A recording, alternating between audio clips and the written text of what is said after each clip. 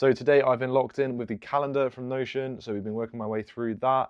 That has been fantastic, and this is all because it helps with making the TikToks for the day as well, and it also keeps me on track and helps with the distraction. Doesn't eliminate it, but it helps. I do struggle with this, guys. Probably a little bit ADHD or something, but you know, everyone's got their difficulties. So this has been the plan for today. Done the wake up routine, edited videos. As you can see, I woke up at 7, not 5. I'm just a failure, aren't I? I am just a failure on all fronts, to be honest. I'll try again tomorrow, I promise. Woke up at 5, cold shower, meditation, walk, that was done. Edited some YouTube videos. I called my uncle, did all my meal preps, ate them, and now we're here, and I didn't do these two, so we got a little bit behind. The editing took a bit longer than expected, so we fell behind schedule.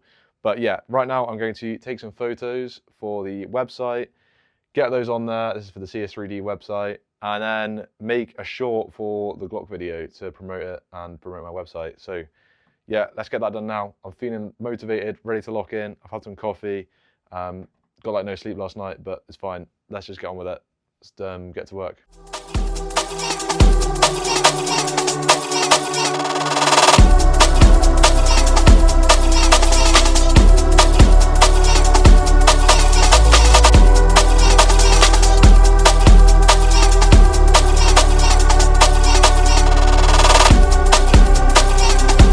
Okay boys, so I've just stopped the time lapse because I need to use my phone anyway to record some footage for this YouTube short, but I just wanted to show you the process of how I actually make my YouTube shorts for this channel, because this is a formula that I perfected through like the age of 16 to 17. I would just be grinding one of these out every single day on my YouTube channel, and I ended up running it up to like a few million views actually on a few videos, and they would average about 30,000 views. So I definitely had a good formula for these shorts. But yeah, I'll just show you the little creative process now. Basically, I've got half an hour now until I have to go and eat dinner to be in time for the gym and everything. So yeah, I might be able to get one finished maybe, but the way that I like to do this is a little bit of a different process to how you'd expect. So I'll show you now like the whole step-by-step process. So the first thing I do is, obviously I want to make this video about the Glock. So I write a script using my winning template that I'd found after making like billions of videos. I would just change one line, I would change like the format a little bit. And then eventually I found like a script setup that like hit almost 2 million views. I was like, okay, this is the one. So then I just basically replicated that script for every single video, and it just got like insane views. So I have a little template script that I always use. So I open up Notion, and just make sure that's all right. Yeah. So I open up Notion. This is my golden script here. That this one got me like 2 million views. So it always goes, I 3D printed a CS2 knife, and then when I would say CS2 knife, I would have the knife that I made cutting a piece of fruit with like the squish emoji. That was like the best hook that I found. So you go, I 3D printed a CS2 knife that costs up to $18,000, and then I do big amount of money and like a ka-ching sound effect. And then a little bit of background on the skin, like one sentence, and then me making the skin while explaining some more background on the knife, and then just showing that at the end, and then at the end I'll do a call to action, like click the link in my bio to buy my skins, basically. That would be like the format that I'd used to use. So I've tried to create one for the Glock video. I've written two.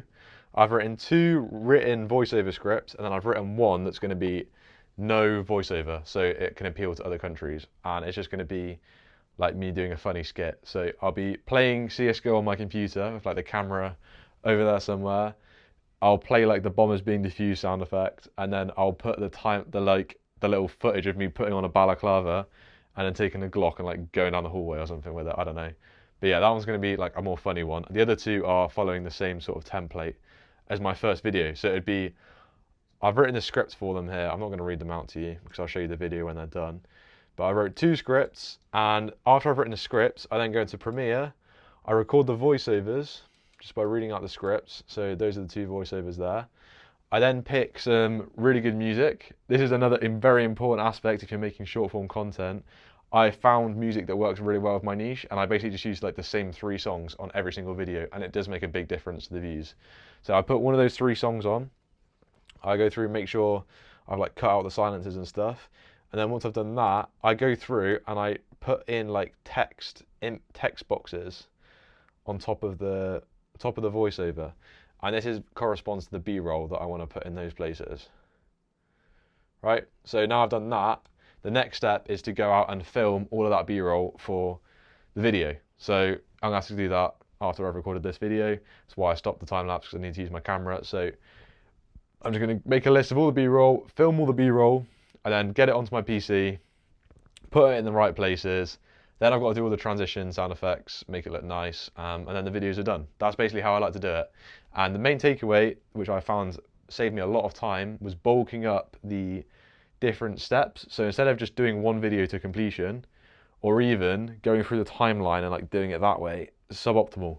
Do like 2 or 3 videos at once, batch them out, and build the timeline like this, instead of building it like this. That would be my suggestion if any of you are out there editing sort of TikToks or anything like that. So yeah, let me get on with this and record some B-roll. Also, I did update the website, so now we've got some different product images. So say if this was the product you wanted to buy, you've now got this like lucky package upsell. You go onto that and it's got this like blacked out silhouette thing, and then that as the secondary photo of the stickers. And I've also changed it to add this to a basket with 2 other products to get it for free. That's like the kind of offer that I'm doing.